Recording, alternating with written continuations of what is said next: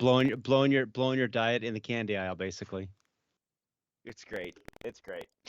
It's fantastic. Anyways, welcome to the PARAcast. I'm your host, Tomas the Boss Hernandez, joining you in front of a made bed. That's right. Somebody's got to make it. Somebody's got to do it, and I'm going to do it.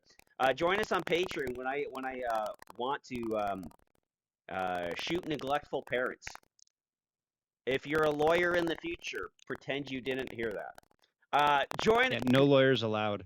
No lawyers allowed. That's right. That's right. It's illegal. It's illegal to sit here and listen to the show.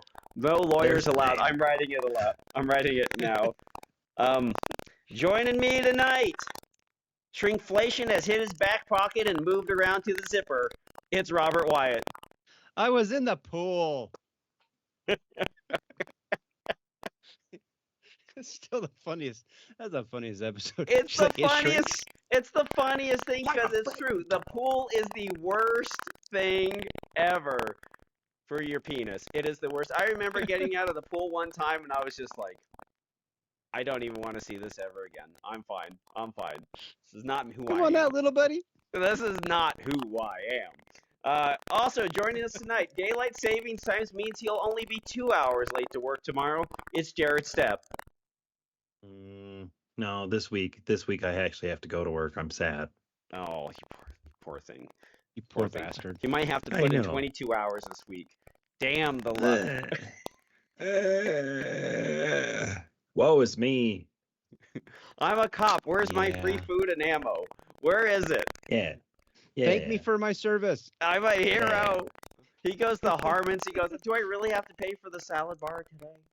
Do I have to? This is just 7-Up. It's fine. Empty calories are what we live off of. This right here in my hand is a CED 7000, one of the best dry fire timers ever made because of its repetitive mode.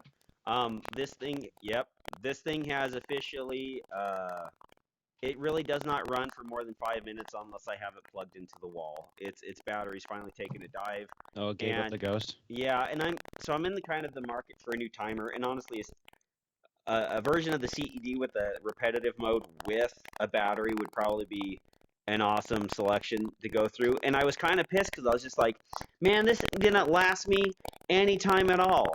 And then I actually looked when I purchased it.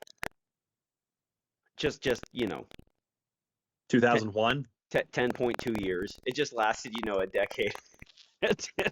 A decade and 3 months.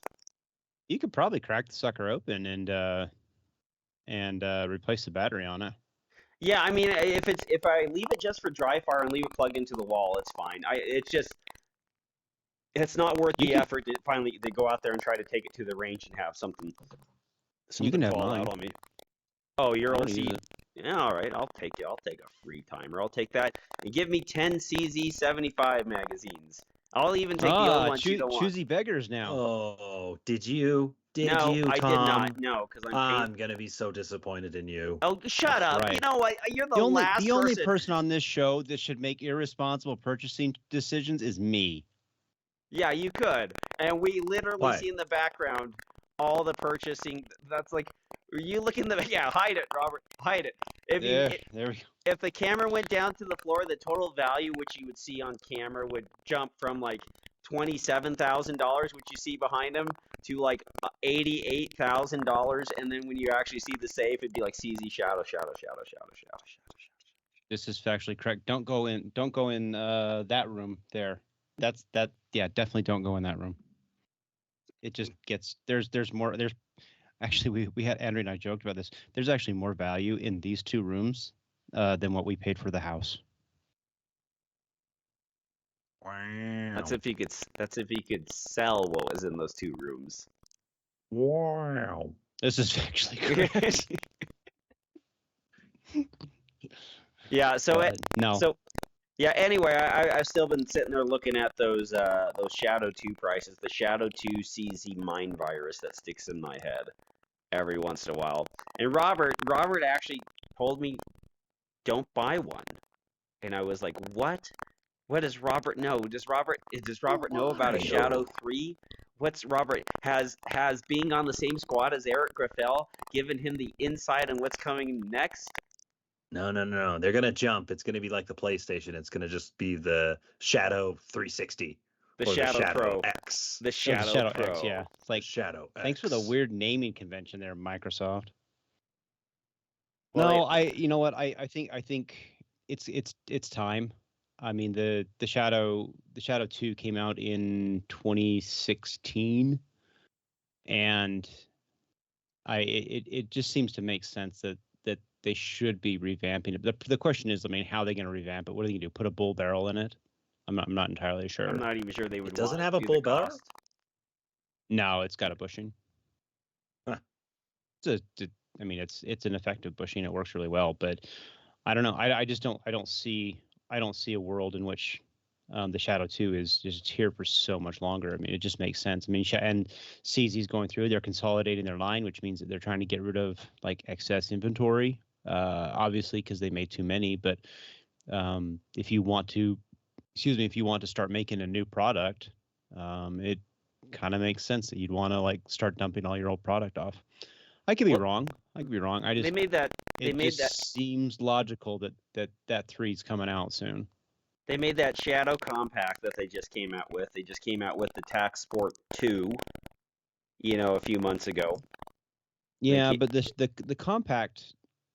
The compact's freaking seems hot, like dude. it was The built. compact is hot. I like it.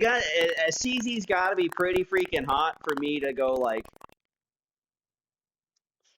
That thing's looking pretty good. That Shadow Compact it's is cool. pretty good look. Yeah, It's cool, but I mean, it's like, what value is it? Oh, it's for a game, and I'm like, cool, IDPA life, and it'll be awesome inside of that world, and I think that's where it's going to live.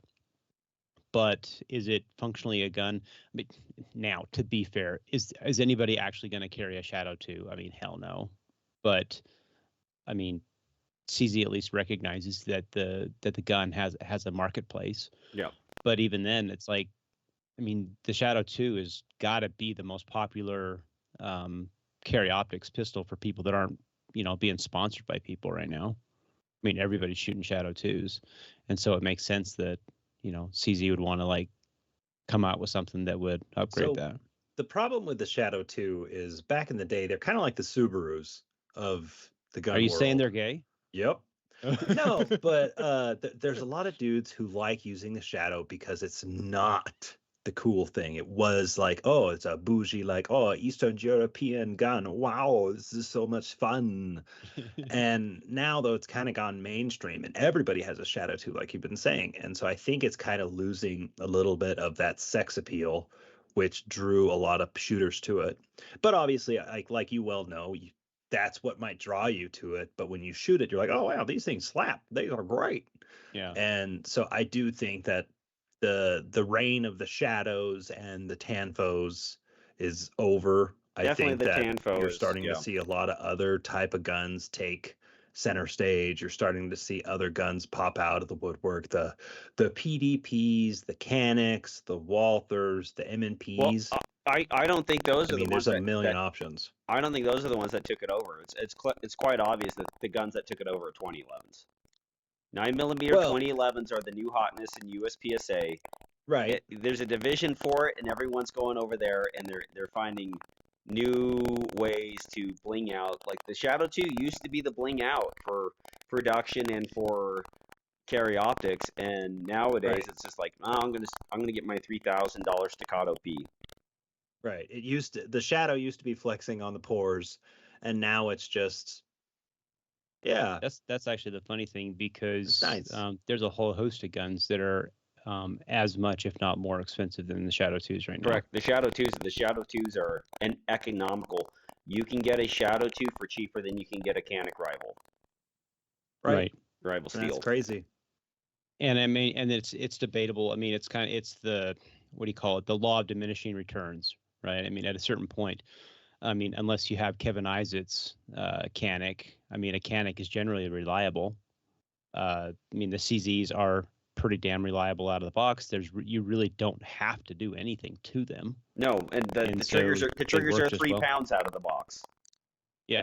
I mean, the 2011s are, I mean, as great as they are, they still are going to require a little bit of, what would you call it, customizing to the user preference. as right. it were. Well, and there's different mechanics and safeties things on like that. theirs, and Yeah. it's And so that's not a bad thing. I mean, this is USPSA. Every one of us are going to go and like change the guns to do what it is we want them to do for whatever configuration. I mean, Yep. I mean, look at my Shadow 2s. I mean, I've done everything I could to those things, just to make them the way that I want them to, which is pretty cool. The 2011 is just cooler because you can. What was it? Who was that former host that we used to have on here a long time ago? Kenny Platt. Oh, Kenny Terry. Oh, Kenny Terry. Yeah. ouch. One of them. Yeah, that guy. He's. I mean, like the thing about the 2011 is you can build a 2011 around you, whereas with a CZ you have to build yourself around it. Yeah. Said the And- left-handed man most sadly. Oh, 100%. 100%. I mean, Womp honestly, womp. the day that they figure out how to make a 2011, would they make an Ambi 2011? Yeah, it's over at that point because it's just such a superior platform. It just has that one very strong glaring weakness, which is it's a right-handed gun. It's not a bad thing; it just is what it is. Yeah. Or you could just suck it up and do the cheaper option and just start shooting right-handed. But you're a quitter. I've said it from day one. I've said it from day one. I'm not a quitter, man. I'm not even a starter. Let's talk about your guys' matchups. Yeah, you guys went and shot Slipsa. I'll shoot next week, but you guys shot this week, and how'd it go? Yeah, you signed up. You weren't. I signed up, and then I was informed that well, That life was going to take precedence. yeah, life was taking precedence over that, and it was a great precedence, and so it was fantastic. So It's There you butt go. fucking time, Tom. Wow. Man, he gets divorced from a woman, and now he's okay. Well, that just got awkward. well, yeah, Does that you mean know, we can't do the gay jokes anymore. He was busy. I was busy. So, anyways, the match. The match was fun. It was a fun match. The first stage I shot is really funny. Like, I think I had listened to Tom too much, and so I like put tape over the front of my red dot because I'm like, I want to see how this thing goes. So I played around with it. And I'm like, oh yeah, okay, I am definitely target focused. I'm like, and I got to the match and I hadn't taken it off, and I was like, well, I'll try it. I'll just try it. So timer goes off, pick up the gun. I'm like, where did the dot go? That dot was gone. And I'm like, where? I'm like sitting there searching around, like, oh, there it is. Fire the gun. The dot comes up, fire the gun. And all of a sudden the dot's gone. I'm like, what the hell just happened here? I don't like that occluded thing. I think that's trash. And all you people who think that shooting occluded is correct, you're all trash. And you're all wrong for thinking that it was right in the first place. And I'm wrong because I listened to you wrong people. Well, that's the one thing about shooting occluded. It's like, yes, it's like, yes, your grip's perfect in dry fire too. Your grip's perfect in dry fire. Your trigger press is perfect in dry fire. You shoot target focused, and then you put it under the test of stress, and then you're just like, oh, okay. Like the one time, like it gets to me is like when the dot came back perfectly every single time I took it off. It works perfectly. It's only when you fuck up the sighting system that it doesn't work anymore. I'm just saying. Words. When you mess up the sighting system, it doesn't work anymore by like blocking out the front of it. Yeah, maybe I shouldn't have put the tape over the emitter. Maybe that was the problem. Maybe that's it. Were you literally getting tape in front of the window? That what's happening? You just losing? No, it was on the other side. I seriously, I kind of wanted. I just wanted to try it. I really did. I was like, I just want to see. And I mean, I've done it in practice and stuff. Like I've never done. I mean, matches always change everything. It's kind of the proving ground of everything. And I was like, I'm just gonna try it, just see what happens, just for the fun of it. And as soon as I shot that stage, I'm like, that was terrible. I have not shot a Texas Star that bad since like maybe when I first started. Oh yeah, yep. It was just it was awful. I fucked up. Yeah, and I was like, we're not doing that again. So I went to safety and I pulled that thing off. But it was a nice day though. I mean, it started to warm up real well. Sunny all day long, and we had. I think I counted. I think we had 137 people after everything was all said and done. Yeah, that's a lot of people. That actually shot that match. That's a lot of folks. I don't know what's going on as far. Well, I do.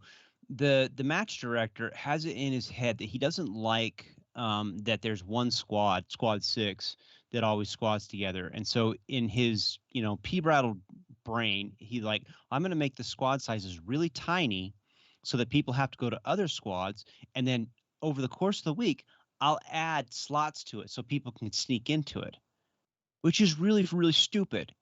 Because it's like, well, I want to actually, if I want to shoot on this squad, let me shoot on this squad. But here's the problem is you can sign up for the match right now, but you can't actually squad yourself because all the squads are full. Yeah. It's the stupidest thing in the entire world. Yeah. And then you have all these jackwagons that are like, well, I want to shoot on Friday and I want to shoot on Saturday. So they're squatted on both days. But like the people who are like, I just want to shoot one day, they can't squat at all. Like, what the hell's up with that? That makes no sense in the entire world. I actually talked to him about that because I'm like, why do we do this? Because I'm having issues because I have like cop buddies who all want to come out and shoot, but I need to guide them. But I can't because we can't even squad at the same time. And so I'm like, why do we like, isn't that annoying for you guys if you guys have to slowly just open up every single squad by one person at a time? And he said, yes, but the reason is because we were having a problem where all the good people were getting on one or two squads, and then the 3 or 4 other squads were just newbies.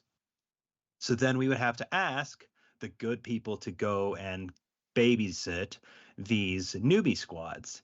And I was like, well, so I brought up the way that UDPL used to do it, how they would have this actual squad mom position, and you would actually get a discounted match because, I mean, to be frank, $5 a match. I had to squad mom when I shot the match on Friday, and I can guarantee you my match performance suffered quite a bit because I wasn't able to actually look at the stages. I wasn't able to get in the zone. All I was doing that entire day was just iPad, beeper, and trying to coach. And like, I was 100% focused on that, and I wasn't able to really do a good match, which I'm fine with and I'm happy to do. But at the same time, it's like, it is a little frustrating where it's like, well, if this is what I have to do, and of this whole group, of this whole squad, we had a couple good like squared away guys who have done this before, but we had like 8 new guys. And so it was a lot of work for me to keep them all wrangled. And so I kind of brought that up to them, and they're like, yeah, well, we could do that, but what we're doing right now is working pretty good, I think. So I think we're just going to keep on going. No, and we're not going to do it. It's a terrible idea. And I hate it. I absolutely hate it. All the shooters hate it. The only people that like it is the one bureaucrat that's actually sitting there with the power being like, hey, I will now open up one. Ha ha, good luck, suckers. Well, you gotta take the idea of, is it working or is it not working? And if it's solving the problem that you're worried about trying to solve, and it's doing that, then in your opinion, it is working. Like spreading out experience across the. It doesn't though. That's the problem, because in the end, the same people get to squad 6, and even if they don't get to squad 6 during the sign up, they will show up on squad 6 and they will just be there because that's where they want to shoot. Yeah, no, I get that. You can play this stupid game of like, well, we're going to try and spread it out, which I get. I understand it. It's a valid place. You want to have like the newer squads have somebody that has some reasonable amount of intelligence and competency there, but at the same time, you're making it harder for the people who actually want to be there and shoot with their friends because they're going after a certain thing. And there's a reason that the same people are always squatting together, because there's an expectation of a certain match performance. No, I get that. I just think about the influx of new shooters that they have and what's best, if that is best for the shooters or for the club over the next, 2 or 3 years.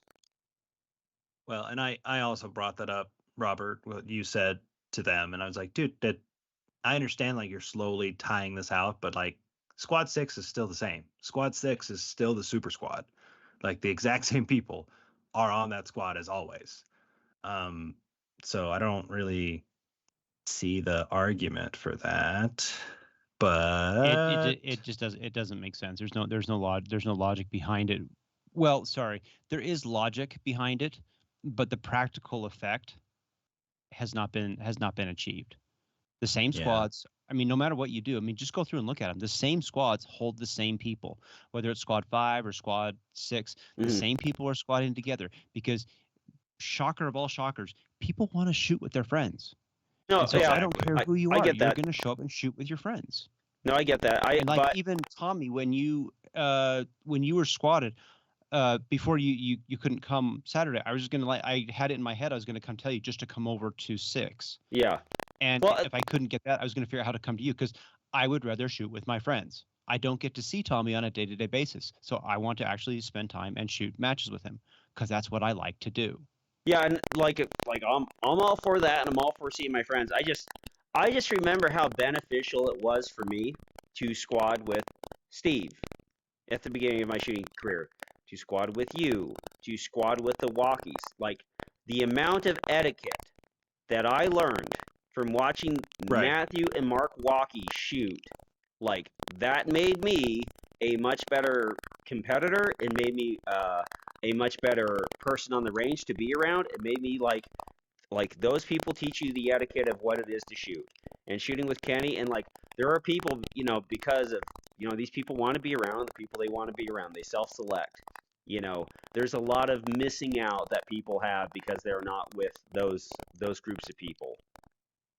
And that's what else. That's you trying to play the angel's advocate. Well, it's the angel's advocate, and it's also the trade-off for the solution. Look, I get it, Tommy. Yeah. Honestly, I get it. What annoys me is that I signed up for the match and I can't even squad right now. Right. No, I know. Yeah. Honestly, and I sent a message to the match director, and I'm like, just put me on a squad. I don't care. But what I don't want to have to do now is keep going every single day, every single hour, trying to find a squad that just got opened up. I'm like, just give me somewhere to go. I'll go wherever. That's my complaint, is because it's like, well, now it's annoying because now I signed up, or I have friends who sign up and then they're like, wait, I don't, like, none of the squads are open. Like, how do I squad? Like, how do we shoot together? Yeah. And I'm like, God damn it. And so I'll text the guy, and I can't imagine, like, this must be so much more work for them, because it's not something that you can physically like say, hey, if all the squads are full, automatically open one. And you can't set a program. No, you have to manually do it. Yep. And so I talked to them about it, and they're like, no, well, we just go through and check, and once we see all the squads are full, we'll open one more spot, and one more spot. And I'm like, I get that, but dude, like, isn't that more work for you? And I don't think it's really doing what you want it to, because Squad 6 is still the super squad no matter what. Yeah, no matter what you did. The only thing that you ended up doing functionally was everybody on Squad 6, they all set an alarm, and when the match opens, they all sign in and get on that squad. Yeah.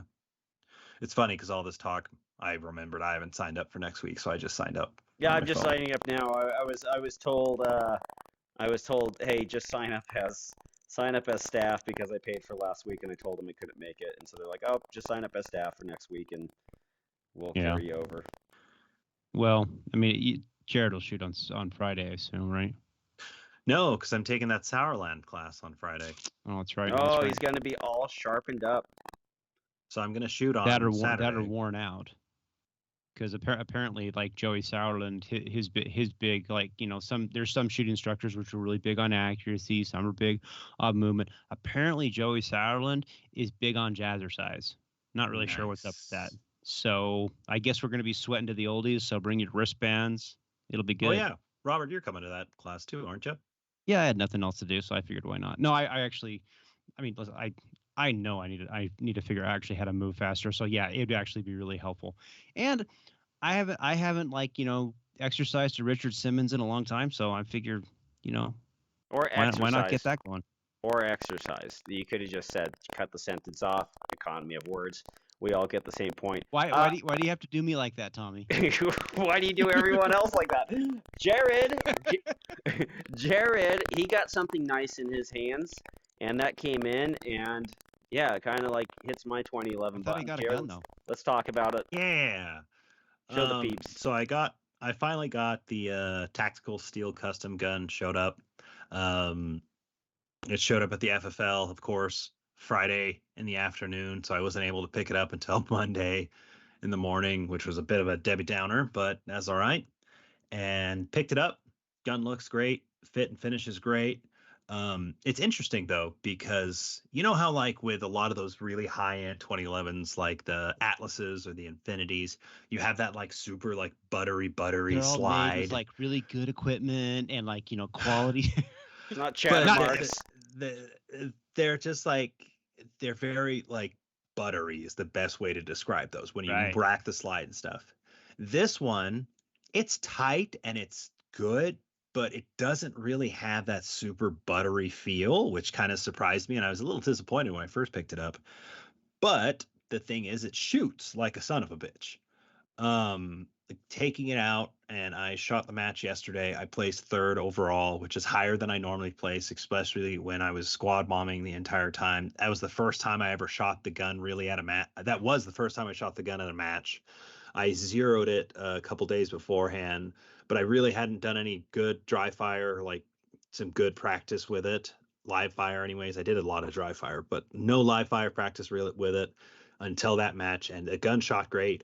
There were a lot of really, really close 2 alpha, 2 alpha, 2 alpha, 2 alpha. And I mean, it did really, really well. So Hold it up I real was quick. really Nice. pleasantly surprised by the ability of it to shoot. It's great. I Sure, just threw a pretty. magwell on it for the match because this is technically like more of a carry gun style. It has an Atlas high safety, so I can actually put my support hand a little bit higher. It's a little bit the fun What thing is that I really liked about it. Jared? What is it? I've never understood this. What is the difference between a high safety and a normal safety? So a high safety basically means your thumb is being held at a higher position when you're actively shooting.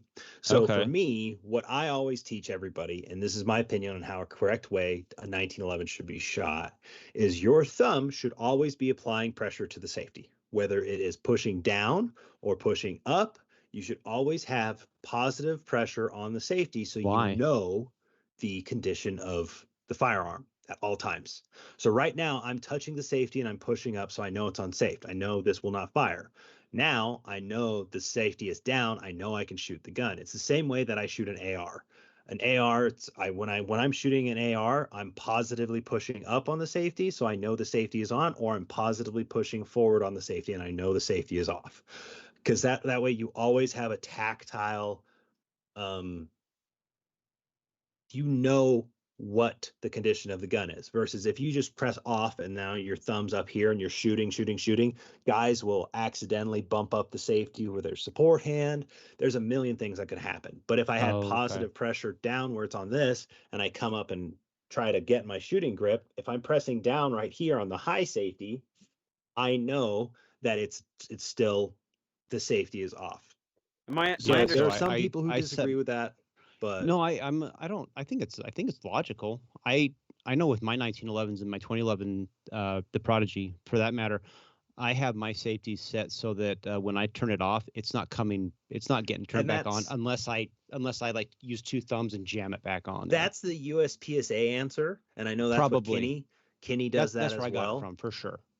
So Kinney does it where the safety comes off quite easily, but the safety cannot go back on at all. Like it has to be an actual like physical when I bought that gun from Kinney, that was a 1911, I had to use my left hand to push up on his safety to get it up because I couldn't do it with my primary hand, which is the point. But that's a gaming gun, and that's the point of that on a gaming gun.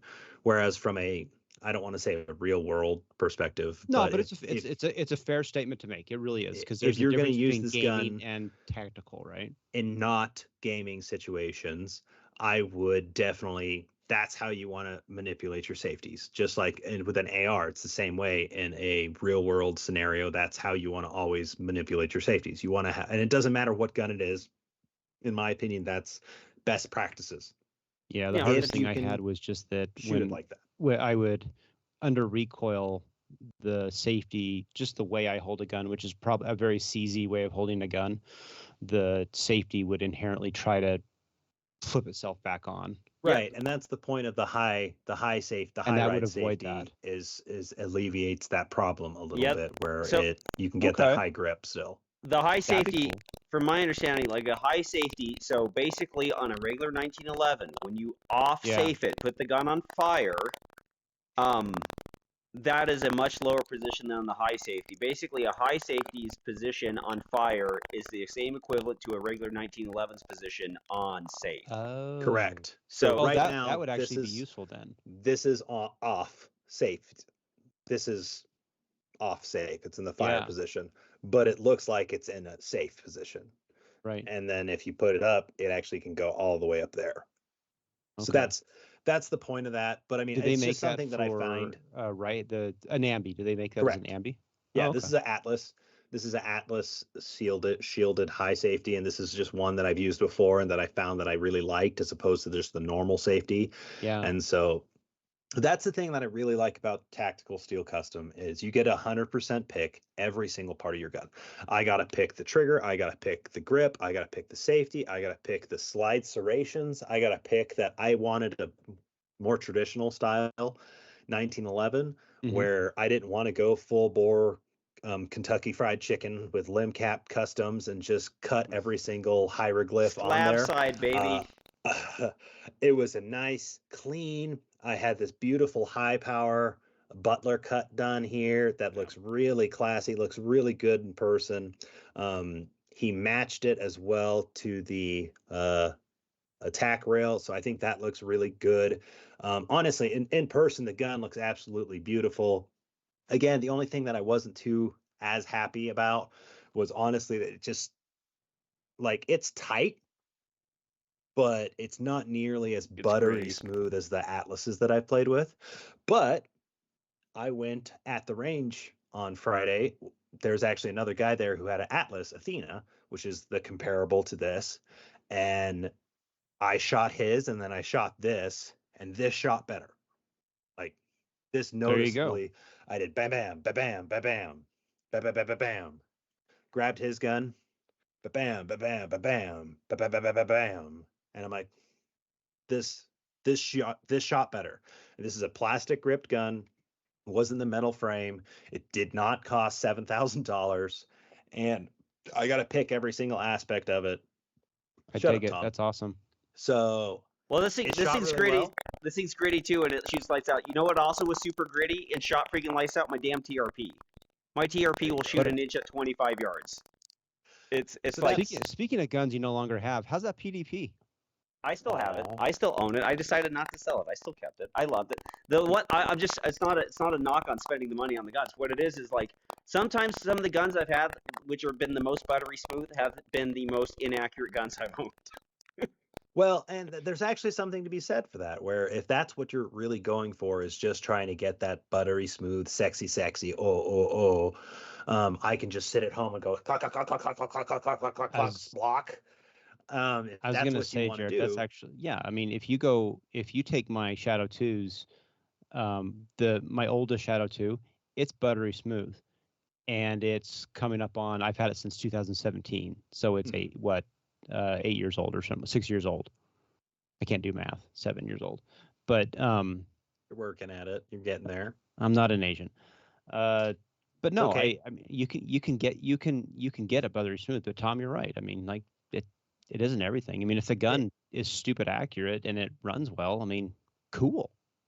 And that's basically what the guys I talked to who recommended Tactical Steel Customs, they said, look, if you want a shooter, go call him and he'll make you a shooter. And that's what this is. This is a shooting motherfucker. So I was really happy with that. That's awesome. We're gonna try to shoot it some more this week and actually get some good reps in and see how we do. I built up he recommended me some 147 loads for it, and so I'm gonna do those, and we'll see how it goes. But so far, it's been shooting really, really well. What's the bushing setup on that? Is it bushingless? Is it a bowl? Bowl. Yeah, it's a bowl barrel.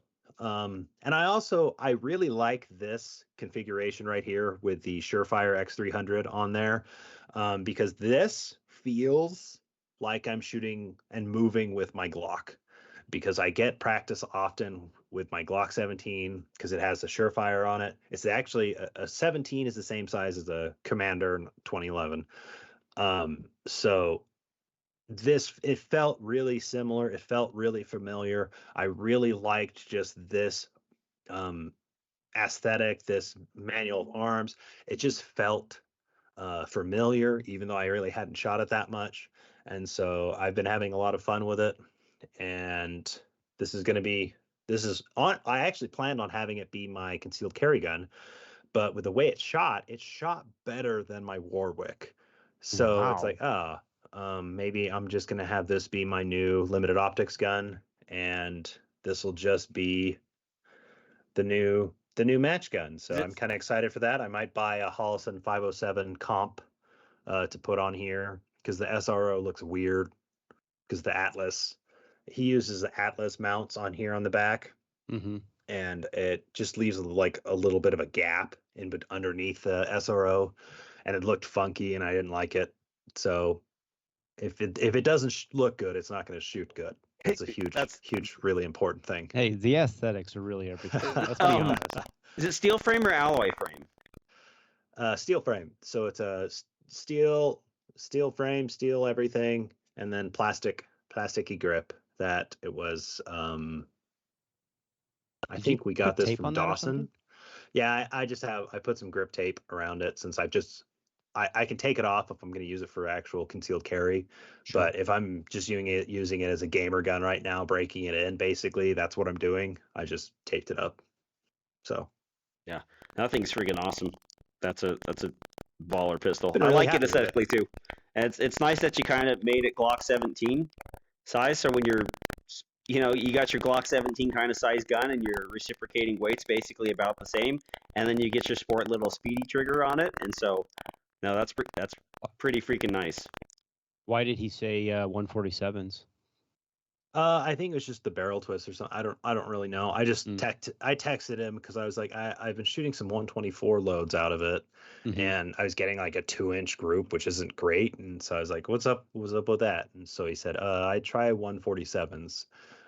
He said it really just depends on the barrel, but sometimes you get barrels that'll shoot anything, lights out. And he said this one though, I've always had better luck with 147s loaded with 3.3 grains tight group.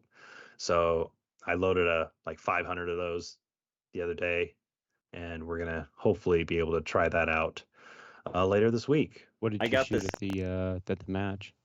124s. 124s. Yeah, I started shooting. I've started actively shooting those 115s, and I have like completely changed as far as the Shadow 2 is concerned. I have completely changed how I feel. I used to be like I want a 147, a 135. Because I like the way the slide, but I got these 115s and I started shooting them. 115s are nice. And damn it, they run that slide like a boss. I mean, it's just amazing. And I never would have thought it, but I had them, so I tried it. And I like how that slide just whips back and forth just so damn fast. I think the extra powder really does help that slide get a little bit more push to it, and so it's a lot more, I don't want to say violent, but it's a lot more snappy. And it's the snappy, yeah. I think there's a lot to be said for that. I prefer shooting like that, but I don't have any 115s because Everglades, when I bought those, the 124s were on sale, so they were the cheapest. And then this latest batch, the 147s for some reason were the cheapest. So I said, okay, I guess I'll buy those. What are 124s and 47s going for right now? I don't know. I bought just wait for the sales. 2 ago. Yeah, I'm generally trying to find like the Everglades. If you can get them on sale for like 6 or 7 cents a bullet, that was pretty good. It'd be like 6.9. That's what I was thinking. A bullet. 7 to 8 cents. Yeah, if you can. That's pretty for good. The plated. But a lot of these 115s you can find, they are full metal jacket, and full metal jacket, 115 grains, unless you have a barrel that just won't absolutely deal with it, or a lock system that won't hold up to it. Like that shit is fun. It is good. Yeah. Like full metal jackets, you forget how accurate ammunition can be that you're loading and how good of a loader you are when you're loading full metal jacket. Full metal jacket soaks up a lot of problems that can happen in the barrel. It is more pressure tolerant. Like there's a reason why everyone that's making fighting ammo has a hard jacketed on it, and it's just like you get a lot out of a full metal jacket bullet. I mean, it is you definitely get the speed out of it. And that's the deal with the 115s. Like the problem with 115s and every other thing, like a plated bullet or a coated bullet, is that they are velocity sensitive. And when something becomes velocity sensitive, it also becomes accuracy sensitive. And so the one thing about a Full Metal Jacket, it's like it becomes your crimp and everything can be fantastic and good, and like now it's even better with the Full Metal Jacket because you can't really press on it too hard. It doesn't deform as well, and so like your ability to make consistent ammunition over a long span of 5,000, 6,000 rounds on the same equipment becomes a lot better and a lot easier. And like, hey, Right. you set it a little canted in the case and you run it up and it seats the bullet, you know, or did you shave anything? No, it just centered itself right back up and put itself in a good spot and moved on. And so that's the benefit of a Full Metal Jacket. But it costs more. And Yeah, like everybody and else, honestly, I mean the coated bullets. I think coated bullets are fantastic, and if you can Oh, yeah. figure out the biggest challenge with a coated bullet in terms of a 115 is finding the right powder combination because you've And- got to get something tight group. No, you don't use And- tight group in a coated bullet in a 115. It just doesn't work. and we don't, and You none can, of us, but not well. none of us have the ability to be powder selective right now because it's still funny. It's like we're 4 years past the pandemic. Well- Shut up, Robert. And and it's like going into Sportsman's and finding sport pistol. Oh yeah, Like you're not gonna dude, you don't get to I found do 8 pounds of that stuff. I found 8 pounds of that stuff this week. That's actually another It was reason awesome. why I've been using the 147s because 3.3 grains of tight group is a lot better than 4 Mhm. or 100%. 4.2 grains of tight group with those 115s. So And a 147 will track a whole lot better. Like in some barrels, 1 in 10 twist rates, bench down. You know, you put it right around 1,000 feet per second. You can plug things away, and a lot of guns hold a better lock time with the 147 than a more violent 115. So it's the one. That's just the thing. I mean, like when I first started, I was telling Jared this, but like when I first started, I was like, no, I want that slide to move slow. The slide needs For to irons, move probably, slow. yeah. That's what he said, and he's like, but now like with the 115s just moving, and I went to the 135 because I liked how it moved. It just returned a lot faster, but it gave you the power of it gave you kind of the relative like oomph of a 147. So it's kind of the best of both worlds. But going to the 115s and you shoot it, and the dot it conceivably moves more, but it returns so much faster. And it's just like it's almost like the dots, because you always have a dot track. There's always that little bit of a blur, but the 15 just puts it back so much quicker. well, I think also once you get more trained with shooting at speed, especially now you've been trying to go push yourself faster and faster and faster and faster and faster, and now you've kind of gotten a little bit more experience, and now you can maybe see the difference between a 115 where you're like, oh no, this is actually slightly faster. That's weird. Yeah. And so I think if I could choose any bullet to shoot, it would probably just be a 115 because they're just fun and they're cheap. And if I could when I buy bullets in bulk, I buy 115s. Here's the interesting question. I mean, going down to shoot berries still open. Would you still take a 115, especially if you have to deal with like spinners and things like that? If it's a full power load, I don't care. Like that's the one thing is like if it's coming out of the muzzle at 139 power factor and I'm getting that snappy, like a Full Metal Jacket moving at that speed will do just fine against everything else. Like, do you want to have? But listen, the best load for a spinner is a 180 grain 40 caliber bullet. You can get a spinner over in 6 shots. You can go watch I was Bob thinking Vogel do that it on Prairie Storm Instagram. stuff that they outlawed, but yeah, I mean that would Yeah. work too. Yeah, like you put Spear Gold Dot at 180 grain coming out of a Glock 35. Like it'll move a spinner.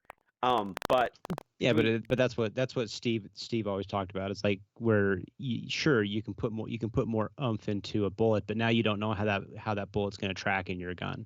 Yeah, and it's going to be a little bit different. And when you need that bullet to return predictably, go with something that you're used to. yeah. Right. I mean, listen, if you go to some place and you know you're going to have a spinner and it's a pistol match, it is never a bad thing to go buy some Hornady Critical Defense 140 grain bullets, charge the bat shit out of that, understand where it kind of hits, and if you're starting on a spinner or you have a magazine set on a part-time stage that you can put that in for spinner ammo, like spinners, the good thing about spinners, they're at 10 yards.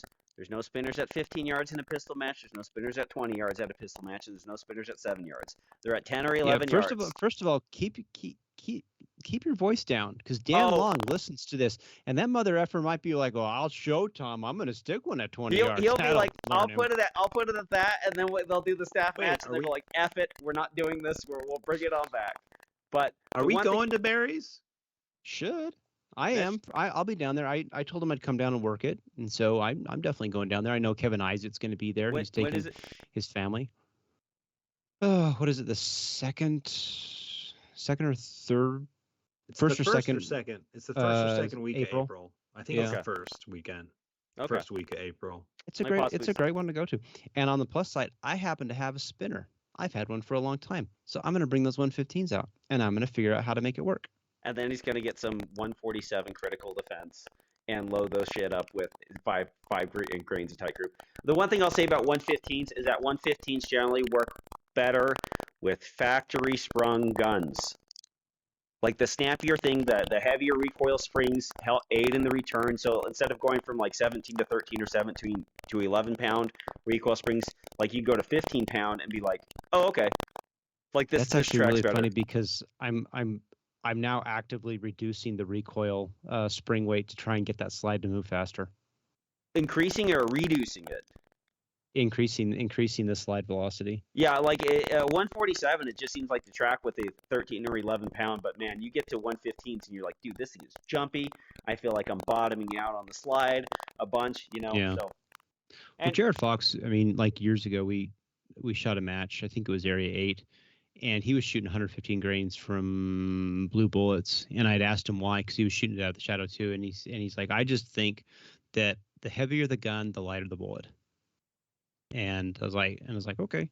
And I never really put too much into it. But then just playing around with him now, I'm like very much on that train. I mean, it just, I love how well it works. Does it matter all that much in the scheme of things? No, shoot whatever makes you happy, for sure. But I kind of like it. It's pretty cool. Yeah. Going forward, I'll be honest with you, I think I'm just going to shoot the 115s from here on out. I've got a ton of 135s. I'll shoot those in different guns. But in USPSA, I'm digging the 115s. Yeah, for sure. And if you want to carry a bunch of 115 grain bullets, put them on a Dominate defense belt. Put them on those pouches. Put them on that Dominate defense belt. Get your Mach 1 speed belt, your Tier 1 concealment belt. You can get over at Tier 1 concealment. And you can do all those fancy things except for the Tier 1 concealment belt. But at Dominate Defense, you can save 10% by using promo code PARA10. Save 10% off the best competition belt there absolutely is. Also, head on over to Precision Holsters. You can get a fast holster, PHAST, and some of the pouches, which are fantastic pouches and a fantastic holster setup that'll work on all your hangers, adjustable screws. You can get the whole works from them with the hangers and with the adjustments, all that you need. Check them out. Use the same promo code PARA10, save 10% off. And check out W74 guide rods. And also they have springs and stuff there and weighted batteries for your weight gaining needs. And check out Room Tactical. Get an extra +1 in your gun. I can't wait to try out HK VP9P30 +1s for my brass base platted magazines. So check those out, and you can also save 10% by using PARA10 and save the money you need. Also, shout out to one other thing. Sorry. Go ahead. I've been asked to do a class later this month, so if you guys are interested, we got a class for moving and shooting on March 24th. That's local here. It's $125 for a 6-hour class, and it should be a lot of fun. So it's gonna basically be teaching you how to practice and how to do it in dry fire and how to do it in live fire, and it'll be a fun class. So March 24th, if you're interested, search Waypoint Training on Practice Score. My last little thing before we hit the Telegram, friend of the show, Doug Dalsky, is currently going through chemotherapy. Oh, gosh. And I just wanted to let him know that, we're thinking about him, we're praying for him. So if you guys have any thoughts or prayers out there for Doug to make sure he gets through this, like, we're all thinking about you, buddy, and we all want you to get better. Yeah, so, seriously. God bless, man. Godspeed. Well, how the hell do I transition off that one? Well, that's why I said it before you had to talk, because that way you have to do it. You slang that. Well, speaking of Womp. people, Womp who womp. haven't died, who's sorry, Doug. From Alex Mansfield, who's running other than Jim Boone for Area 1 special election? I don't know that anybody is. There was one guy who was who wanted to throw his hat in. He's for in the ring. meetings, right? Jim's doing the meetings. So Jim is the interim director, and that which means that there will be an election. But right now, no one's running. I haven't heard of anybody else who's running, and he's doing good. Like he's doing really good. Frankly, I think the Area 1 election should be Jim Boone, and all the rest of you don't vote, because it should just be Jim Boone. Jim Boone's actually been seriously. He's been one of the best things that the organization could have picked up. The dude is just smart. He has the time, and he's not involved in all the history of it. I don't know who else is running. I'm sure they're probably really good people, but gosh, I sure think Area 1 kind of sailed under a lucky star picking him up. Yeah. I'm really, really happy right now with him. As far as I know, we've gone 3 weeks without any major drama. It's pretty cool. Put that on your calendars. We have a majority of sane people on the board now. And that's how USPSA should be. Correct. I mean, we shouldn't have to be worrying, what the hell's Donna gonna do this week, or it's just all kinds of other weird crap like that. It's nice just to be able to say, cool, how was your match? Did you have a good time? Yeah. Is everything gonna work out? Yeah, cool. Let's just keep moving forward. That's the way USPSA should be. Do we have to do this giant worry fest where everyone's freaking out about, well, what's this guy doing? What's this guy doing? What's this guy doing? And it's nice that it's not. This is what USPSA used to be like. We don't have anything coming, from headquarters. That's not the board, and we don't have anything coming from NROI because they possibly have enough votes to can people if they step out of line. Well, the one thing that didn't become a rule that I was really hoping would have, but I guess one of the area directors really didn't want it, was they were trying to push a rule that would make it so that at a USPSA match, you could take your gun off. If you had the Safari Land kind of holsters where you could just the QLS thing, you could just take your gun off outside of the stage. And you could do that in Steel Challenge. You could do it in 3-gun. In the 3-gun so if portion, the gun remains in a holster, if it remains in a holster, it can be removed from your belt. Yeah, seems logical. Reasonable. It seems logical, and it puts it in in parity with the other two sports, the Steel Challenge and 3-gun. So it makes sense. To be honest, guys are doing that anyways. Yeah, you just can't see it. Yeah, it's in the pooper. Yeah, concealed, motherfuckers. Yeah, and so they tried to push it through. It sounds like the board didn't want it. If you listen to the NROI podcast, I think it was just one of the board members who didn't want it. I'm not entirely sure who, but it is what it is, right? So I wish that would have gone through, because it seems to make sense. That it's always challenging. I like rules that can move between sports. So if I show up at an IDPA match or a USPSA match, there's enough similarity that your average Joe isn't going to get burned for it. I think that's smart. I mean, have safety rules that are consistent. But anyway, let's see. Moving on. Alex went, according to an unknown source, nobody listens to you, you revolver person. From Teleblaster, how stoked is Robert to be squatted with Eric and Robin Graffel at CO Nats? I hope it's the actual Eric Graffel. I hope. The funny thing is, I've always called him Eric Graffel, and then I literally watched a bunch of CZ videos of him, and he goes Graffel, and I'm like, what? Eric Graffel? He's calling himself Graffel. I'm like, I've heard you called Graffel for 15, 20 years, dude. But anyway, Mr. Graffel, I hope it's actually him, and not some guy. Eric Graffel. And some other guy. Eating Surrender Monkey. So no, I think it's cool. That's wild. I mean, I'll take my camcorder and spend 3 days recording everything, so you get a nice instructional series out of the deal. That's the one thing is like when you have like the GOAT shooting on your squad, then you're just like, well, should we joke around? Like, are we gonna high five him, or like, do we need to be quiet? Like, what do you? No, the real Do I time ask him people for do. a stage plan? Like, hey, just Can I ask him to spit in my mouth, or is that too far?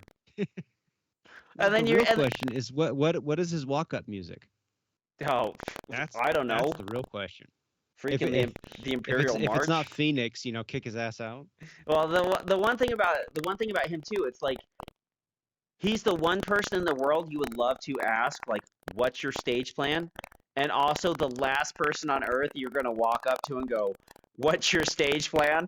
It's just like you see that guy train on like his Instagram or whatever, you're just like, oh, if I want to be world class, I would have to work really, really, really, really hard.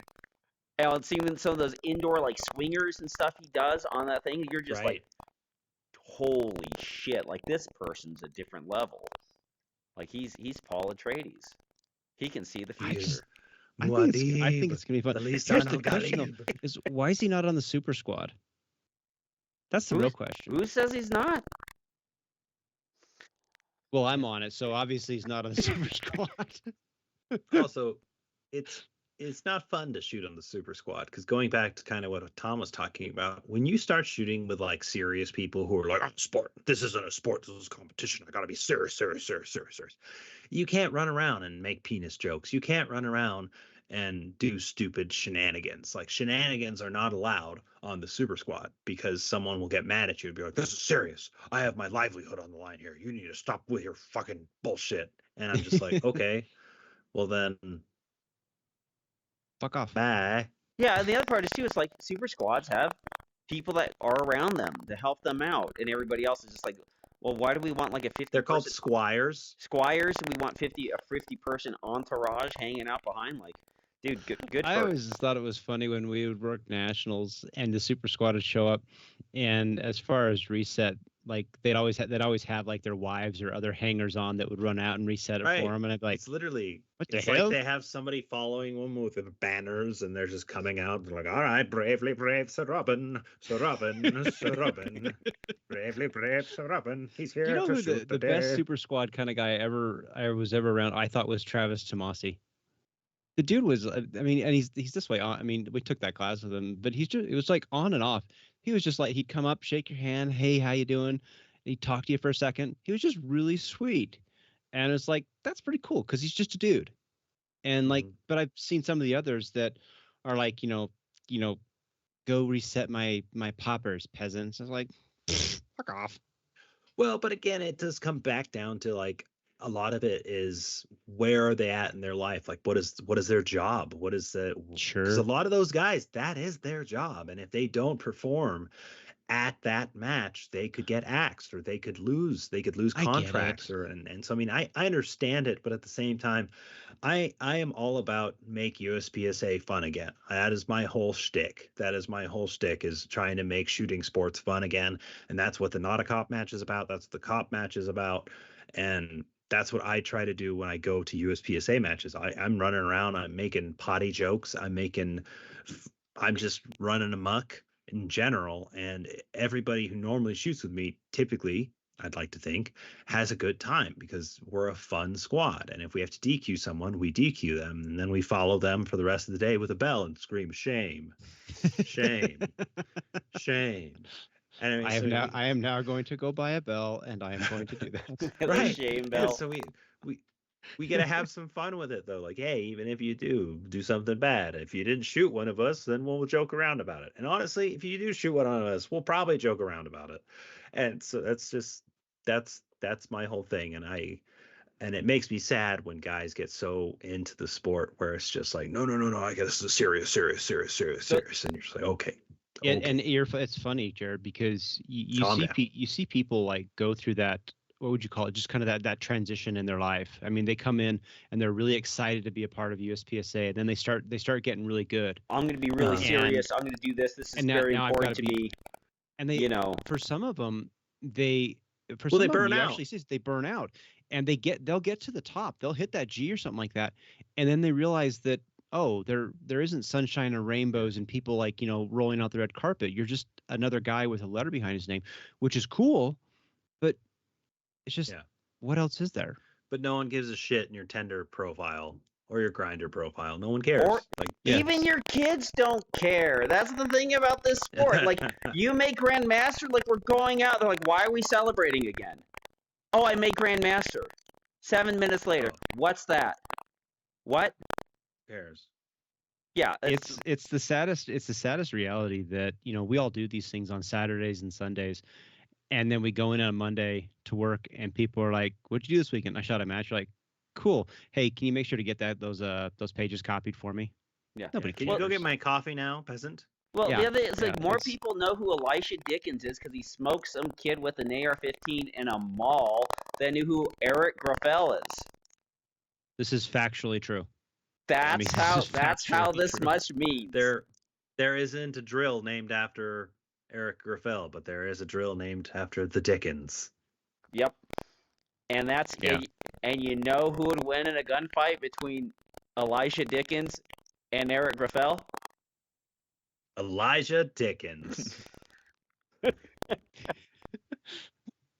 I had that conversation actually once where I was talking to some SWAT guys about it, and I'm like, dude, the best shooter in this entire state is a random diesel mechanic, and you would never think it.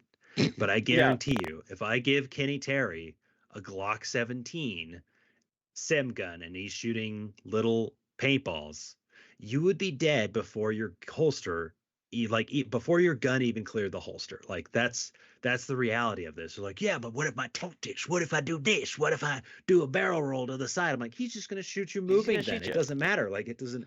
Well, we did that thing that one time where skills are skills, and we were the bad guy. We were the bad guys in the bank, and the force on force training thing that they did. And yeah, I mean, there's a certain amount of skills that are involved, and they just come to the forefront. Shooting is shooting. Yeah, it's that simple. I mean, there's great tactics, but shooting is still shooting. The tactic side of it is this: position yourself not to get shot as easily, and then the shooting is still shooting. That's Seems the difference. reasonable. Those are what are the tactics? Let's position our bodies. The best tactic is you shoot them in the back.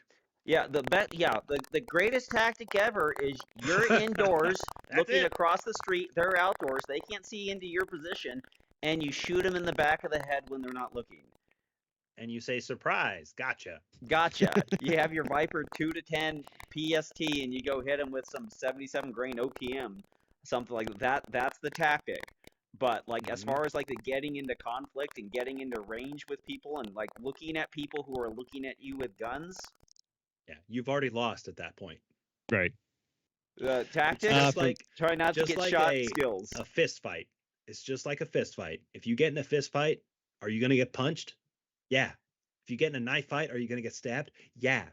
If you get in a gun fight, are you going to get gunned? Yeah. Unless you do it smart and it's a surprise and only one person is involved in the gunfight and the other person is called sad. Yeah. So that's the correct way to do it. Yeah. Sometimes you're going to get in a fist fight and find out the other person's a boxer. And when their head starts moving around and you can't hit it and they keep tagging you up, you're like, oh, I'm not as good as I thought I was going to be at this. Womp, sad. Womp. From Alex Wendt, if you were a FUD, what type of FUD would you be? Keep your finger out of the damn trigger card, FUD. That's what I would be because I still feel like that's very important nowadays. I'd be a no, but it ain't loaded. FUD. Yeah, I'd just have a 1911 and an M1 Garand and wander around. I'd probably have revolvers because I do like revolvers, but it'd be the Schofield. I love those Schofield break actions. Oh, okay, I'll give you that. I mean, the important thing, right? Alex, is that I would still think your revolvers are K. I would have to agree with that. All I'm saying is, I mean, Alex loves his revolvers, but I haven't seen him at an ICOR match. If I was going to be it's fighting words, Robert. Them's fighting words. I'd be out there.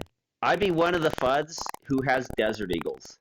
That's who I would be. Those guys, I would open up my black case, and it'd have my 2 Desert Eagles in my 5 different barrels, and then I would pull out my blue Dillon boxes. I made these ammos, and then I'd put it on my bench rest. Boom. And then I would talk about if I got in a gun, I concealed carry these, and if I got in a gunfight, I only need 7. I would say I only need 7 every 17 minutes. I don't need a reload. I would, I if I only had a need Desert 7. Eagle, I would pay somebody to like inscribe the word replica on the side of it. Oh yeah, 0.50 Just because. snatch. One of my favorite conversations was with a cop, and he came up. He said, "Hey, so after like 5 years of buying stuff with only my Cabela's card, I have enough points to buy a Tiger Stripe Gold Desert Eagle from Cabela's."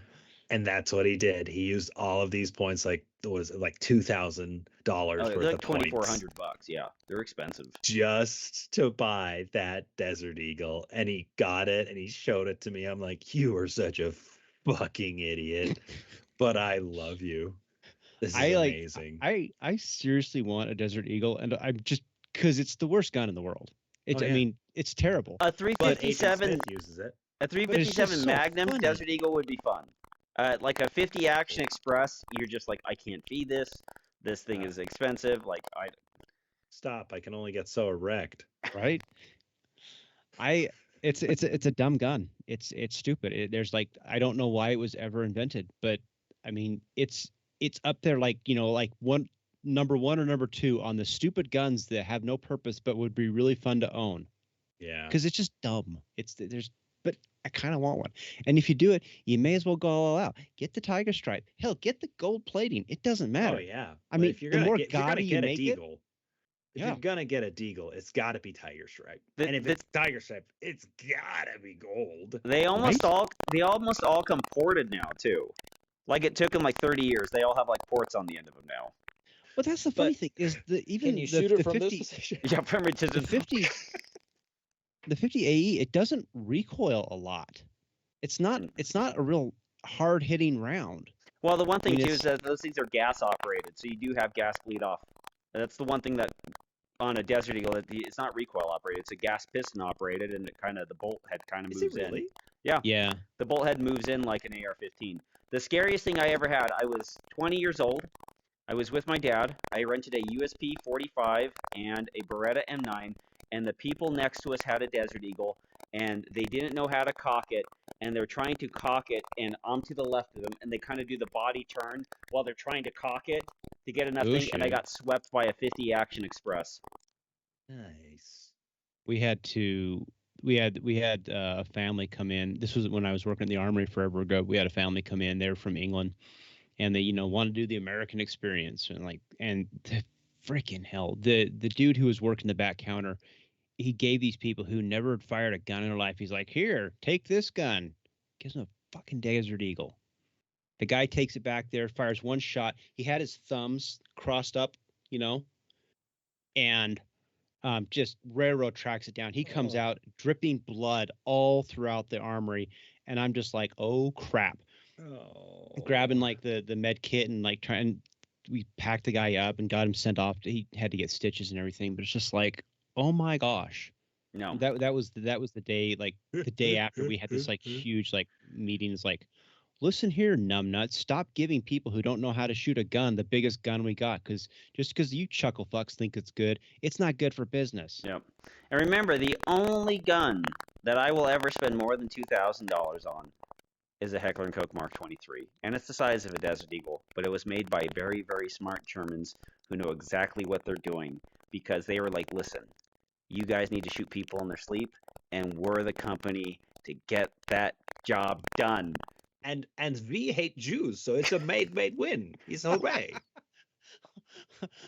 I mean, I was thinking it, but I didn't say it out loud. Hey, I mean, they love them. They hate communists. All right, they hate communists. It's a West German company. They hate the communists.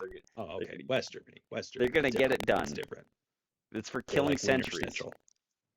I'd still like to have an MP5, a proper MP5 someday. That'd be cool. A proper MP5 too, but nothing says like, I am dangerous like a suppressed Mark 23, because you're just sitting there with this foot-long blaster just going. I need to be able to shoot someone with iron sights at 100 yards with a 45, 180 grain copper round. I'll give you that. The Mark 23 has a special place in my heart just because of SOCOM 1 and 2 and 3. Because, that game. Yeah. Peak. Let's see. I just lost it. For Sebastian, RDS CCW gun. Jeez Louise, he uses all these like acronyms. Red dot sights on your concealed carry gun. Backup iron sights in front or behind the optics, or no backups at all for concealed carry gun. So like, here's my carry gun. It's a LTTP-30. It's got iron sights. Do I really care about them? Not particularly. My first gun that I got for a red dot was a Glock 17 with the forward irons, and the forward irons is really good because the dot is never blocked by the iron sights, no matter what position that you're in. Also, if you don't have the iron sights, they're also not blocked. So I would, honestly, like on a small CCW gun, I would just go like, just don't even put the dot on. Like if you're gonna roll a Glock 26 or something like that, like don't worry. If you're gonna have a Glock 19, have the dots on. The dots are good enough now that you don't even really need to have the backup irons. I mean, this is what I would say. If you get a dot, something like a Delta Point or something that runs out of, like, doesn't have a battery life or has like a touchy scheme on like the controls or something else like that, then I'd put the backup irons, because it's most likely the dot that won't fail, but you will fail in operation of the dot or making sure it was on or changing the battery or doing something like that, and then having an iron sight is good. But if you got like a Holosun 407, 507, Trigicon RMR, and Aimpoint Acro, which basically every year you switch the battery, you can lock it into a position, and no matter what button you touch on the side doesn't adjust the dot, then feel free to not run irons. But if you got something else, put the irons on, and you'll be fine. And if they're going to be on, forward irons is great, but forward irons also locks you into certain dots, because certain dots nowadays, to get the screen bigger and project more, are pushing the dots farther forward. And generally what happens is they start running into the irons in front of the optic. And Right. so, I mean, That's it's the big thing. irons behind the sights is pretty much foolproof, and a lot of the guns you're actually going to buy from the factory, unless it's like a PSA dagger or something else like that, are all going to be with rear irons on the gun anyway, like your Smith & Wesson M&P and your Glock MOS systems and stuff like that. Yeah, I've done both of them, and I've never really when I tried the forward irons, it wasn't like, oh, this is so much better. Wow. It just was kind of the same. I just couldn't see my irons. So it probably makes it easier to teach people with the backup iron sights in place, because there's your backup iron sights, put the dot on it. Now you know what you're looking for. But eventually I think we all get to a point where the dot, we're just so comfortable pulling the gun up and actually using the dot as it is. Right. And I mean, objectively, from a concealed carry standpoint, I mean, Andy Erickson, future Area 3 director, he makes the point, in a concealed carry situation, the likelihood of us needing the dot anyway for those distances is pretty slim. Right. But it is having said that, Elijah Dixon's, I mean, he had this is basically my perfect concealed carry gun that I built up. Yeah. It doesn't even have rear irons. It's just going to have an RMR on it. Well, the last thing I'll say about irons position is your deck height has a lot to do with it. So like this is so how high the optic sits over the irons. So this is a VP9. Right. It's cut for a Steiner. It has a very low deck. That means that the factory irons will co-witness with the dot, which means since the dot sits so much lower, your presentation is much more like an iron sight presentation than it would be with the same gun with like a Delta Point that's got a very high deck height. And so what happens is that since you basically present it at the same level that you would present irons, which means that the dot will sit lower in the window, which means the dot can be hidden behind the iron sights. And so that's why you have a low deck like that. Sometimes forward irons, if you need forward irons, is the way to go, or remove the irons. The good thing is, too, is like your irons are dovetailed in, knock them out, go without the irons. If you feel like you really need them or you run into some mistakes, then put the irons back on. But the other option is, too, is like just put a front sight on it. Like put the front sight in the center of somebody at 10 yards. You know, a lot of us have played USPSA a long time with that principle. I have my RMR marked, actually, the center Oh, point. I've done that. I have a single white dot. So if you line that white dot up with that front sight, it actually, the red dot is right there. Yeah. And that's a very simple way of just having a quote unquote backup irons. But like what Tom's saying, I just, with the dots that you have nowadays, if you have a good high quality dot and not some piece of shit that you got from $100 off of Temu, then you should be just fine. I feel like we talked about this. I think it was you that Jared said that it was like, I mean, just go out and turn off your red dot, and just point shoot at something and see how accurate you actually are. Mm-hmm. Because I think the irons they're nice, they're a backup, they're not really necessary anymore. I certainly, if I had them, I wouldn't take them off. Mm-hmm. But I don't feel anymore that I'm like so negatively impacted not having them that I need to rush out and go buy them. I guess that's the way I look at it. Mm-hmm. Yeah, I mean, if they're on, they're on, they're off, they're off. I mean, basically, what your configuration of your gun comes from the factory. Once you put the dot on them, just leave those irons on there. And if you feel like you really need them, swap them out for a cheap set of Dawsons at the right height. You can mess around with that. But the one thing is, like, try not to block the primary aiming device on the gun. If you want a second aiming device on the gun, go buy yourself a Streamlight TLR7 or a Surefire and put the spot on them. And then feel free to do what the SAS did within about 15 it worked really meters. well for the SAS.